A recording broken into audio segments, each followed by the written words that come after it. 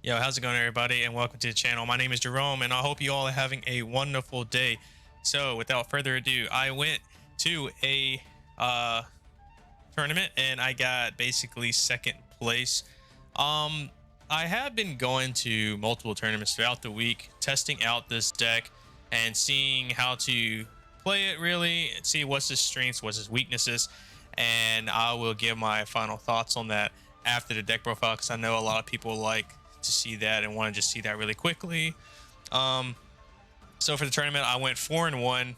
My only loss was against a Blue Eyes deck. I know that sounds pretty crazy, but you gotta hear me out. This guy's Blue Eyes deck is insane. It uses the Blue Eyes as basically an engine of its own, but it mostly sight lock you, and also it goes into setting up Blue Eyes Jet or Jet Blue Eyes, something like that. Basically, it makes a field where you're not allowed to play. It will have like so many big 3,000 monsters on the field, and every one of them can negate what you do, and so you can't really play the game at all. It was a really cool deck. I love the idea, and I just thought it was dope. Never seen anything like it. But yeah, if there was anybody I was going to lose to, it was going to be to that deck. So, you know, it is what it is. But my matchups were,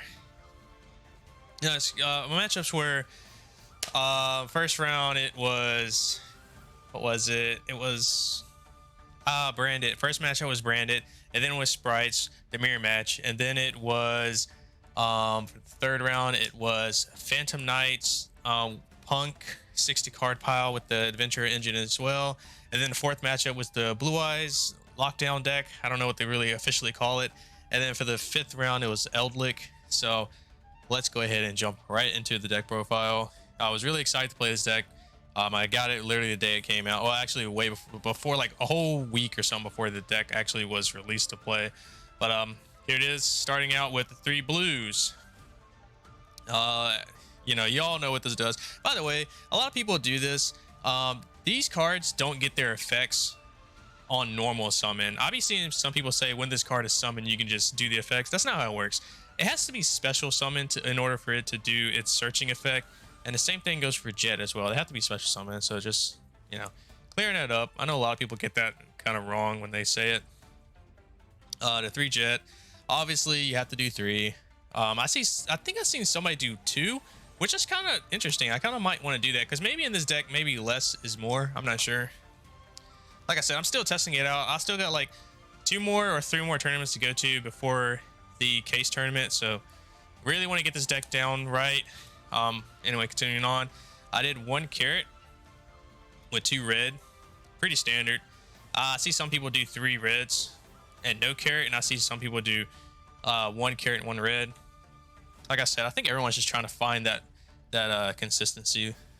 Then for the 3 frogs with the 1 Rodentonen, didn't do the dupe frog in this build.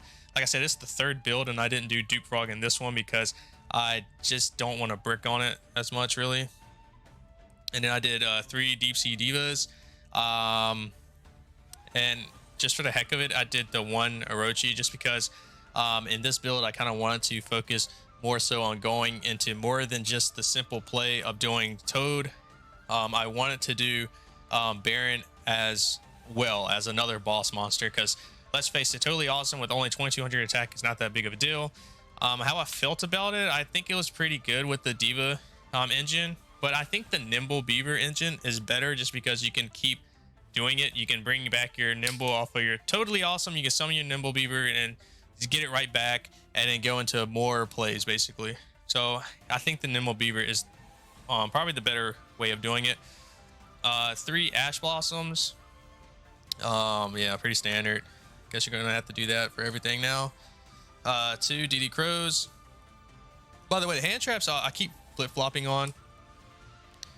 I don't know which the best hand traps completely. I just know that Ash is probably the best one, and I don't know, DD Crow as well, but for the other ones, I just don't know which ones are more better to use. I would say I did 3 Effect Veilers, which I think Ghost Ogre is probably the better one to use because it gets it off the field. But then again, in certain situations, Effect Veiler is better because you can You know, some decks you don't want to destroy their monsters, like tier limits, you don't want to destroy their monsters at all. And on top of that, if you're, I guess if you're playing against Floowandereeze, I don't think you want to ghost their monsters either, because I think they'll still be able to just normal summon and all that. I did the adventure engine in this build.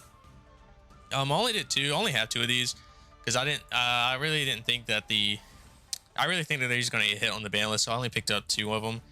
And I did the 1 Griffin Rider, and then the 2 Rights. Same thing, only picked up like 2 of them, so I didn't really want to get the 3rd one because I don't know if it's going to hit or not. The 1 Faithful with the 1 Draco back, pretty standard. And I think as for the engine, the adventure engine in this deck, I think it's pretty cool. The bad thing is that you have to really, it's different from the virtual world one. In the virtual worlds, you can be more reckless with it. It doesn't matter how you do it because you don't care about your normal summons in virtual worlds because you don't use your normal summon effects. But in this deck, you kind of have to be a little different about your plays, because you don't want to do the adventure package if you want to go the diva route, or if you want to, let's say if you didn't have water enchanters in your hand and instead you had Right, you don't, and you had Toad in your Swamp Frog in your hand, you're gonna have to choose which one you want to go down. Do you want to go down the Swamp Frog route, or do you want to go down the Right route? You know what I'm saying? It's kind of a hard decision which one to actually choose over the other. And then the 3 starters, a lot of people forget that starter also locks you out of being able to summon, special summon anything over level 2, right? It keeps you in level 2 and below. A lot of people forget about that, so you have to catch on to that, pay attention to that, especially if you're going to a major event.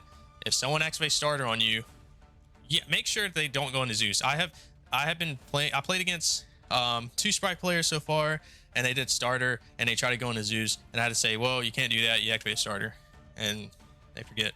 1 smashers, I don't know if I want to go up to 2 with this or not. At first I was thinking maybe to cut this, but this is good. This gets over so many things that are potential problems. I was able to get over a golden boy with this. I had so many options to get over with it, but I think this is the best one because it just banishes it, gets it out of the way. Yeah, and also that's the one of the outs, I would say. Probably the strongest out to Mystic Mine in this deck is that. So I can probably see why I can go up to 2. Next I did for the 1-ups of the spells, the Foolish Burial and the Called By. Foolish Burial for the Water Enchantress, or for a Ruin Totem or a Swamp Frog if I really needed it and I just didn't have no other way to get into it. And then the Called By obviously for hand traps and stuff like that. And then for the last 2 cards I did Infinite Imperm. That would be 40 cards in the main deck. Like I said, I need to work on this deck a lot more. This is the 3rd build I tried so far. This is the one that got me 2nd place. Now the first one I did, I went 3-1 with, so I guess the outcome was almost the same. The one I played the other day was terrible. I'm never doing that build again. All right, so let me do the extra deck first. I did 2 elves, pretty standard. Some people are going 3 now because you kind of do burn through the first through these 2 pretty quickly. You'll be surprised how many people prepare for this deck. So the 1 Almirage, the 1 Hulk, Axis Code Talker, and I did the Unicorn. I'm thinking about changing this out. I'm thinking about maybe taking out these 2 and doing Cerberus, Nightmare Cerberus, and Nightmare Phoenix, because you don't really ever, I mean, I've made this I think a good 1 or 2 times maybe, and I made this I think 2 times as well, but I could have probably just did just as good if I just did Phoenix, because there's so many times you can't even make this anyways because you lock yourself out. I did the 1 Totally Awesome. I see some people playing 2 of this. I can see why you would want to play 2, because just in case if it gets banished, but you know, it is what it is. 2 gigantic sprites. The one thing that this deck suffers with is trying to come up with what cards are running your extra decks. Kind of hard.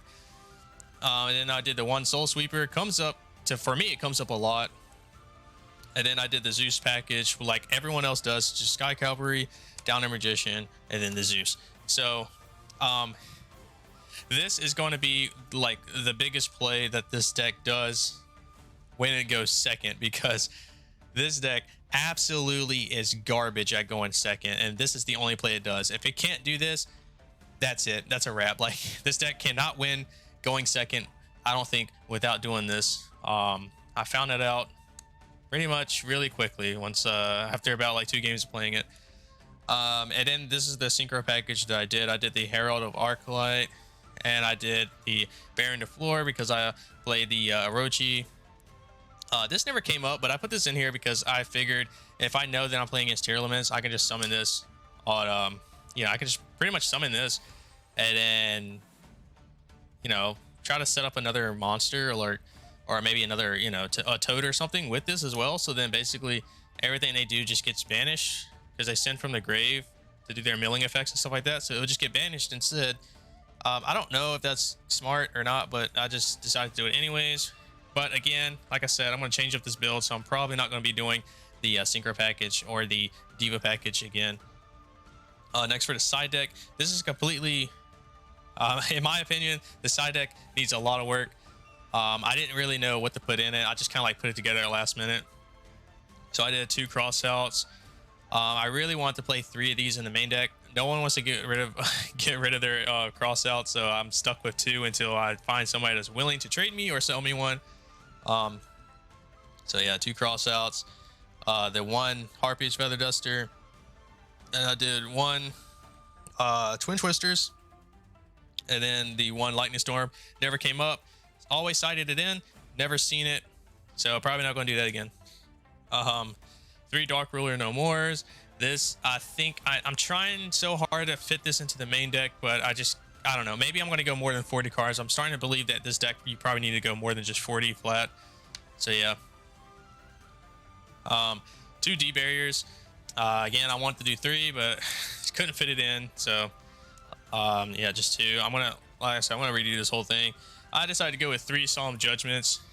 Some people are asking me, why am I doing Solemn Judgments? A lot of people are doing Solemn Judgments. And why? It's because this deck sucks so much. It's not that good, right? I mean, yeah, cool. You set up a big monster. You set up a monster that can do 2 negates or whatever. That's cool. The problem is that if they Dark Rule you, that's it. GG. Like, you just lost. Or if they sit there and they do Ultimate Slayer, you might as well just pick up your deck and go into game 2. There's really not much you can do. So this is like the reason why people are signing these in. Never seen them, I don't think, except for once. I'm not sure. Yeah, I think I seen them once, but that was like another tournament. I didn't even see them today.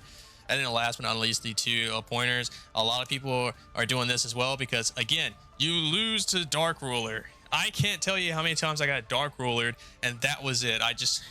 That's it. Like, this deck literally just sucks when it gets Dark Rulered. It goes, I don't know, it just goes right out the window once that happens. But that is the whole deck. Now, what is my thoughts about this deck? I think this deck was extremely overhyped. It's not, personally, I don't think it's tier 1.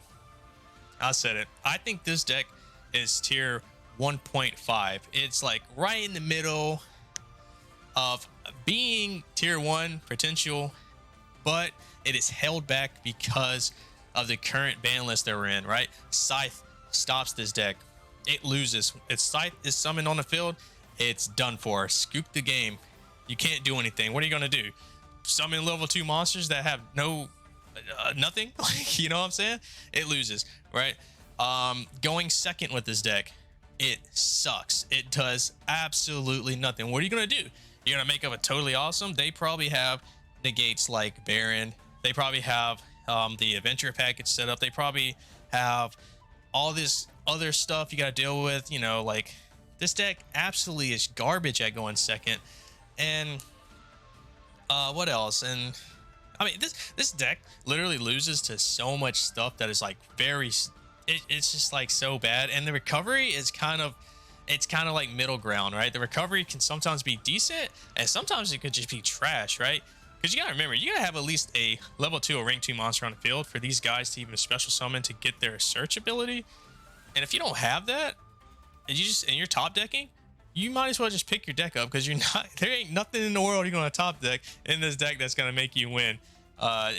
It's just kind of, you know, like I don't know. I enjoyed it the first tournament, and I kind of enjoyed it today, but this deck, like I said, it's not that good. You're relying on a 2200 attack monster and a 1400 attack monster to hopefully win the duel. And if that fails, then you're relying on a Zeus to help win the duel. That's why I went with the synchro route, because I was like, I kind of want to fit in an extra boss monster. So I don't know. I think this deck for me is a 1.5. I don't even consider it a tier 1 deck. I think it's overhyped. I'm still going to try to play it, but I'm probably not going to play this deck for regionals. I'm leaning more so on like virtual worlds, to be honest with you. I have like way more like comfortability playing that deck, knowing that my boss monster isn't a 2200 attack monster that doesn't do anything but negate a card from activating, when I can just play virtual world where I have a boss monster that literally is unaffected from anything, and it just sits there and it says, do you want to shake my hand and just go into game 2? Like, so like I said, I'm gonna give this deck like 2 more tournaments or 3 more tournaments, and then I don't know, I might sell it. I might just try to go on to tier elements, because I feel like they have a better ceiling and a better deck. I actually consider them tier 1, because they have some crazy plays compared to this deck. This deck doesn't really have any plays that like at all, really. But anyways, I hope you all enjoyed the video. If you did, remember to like and subscribe, and I will catch you all in the next video. Peace.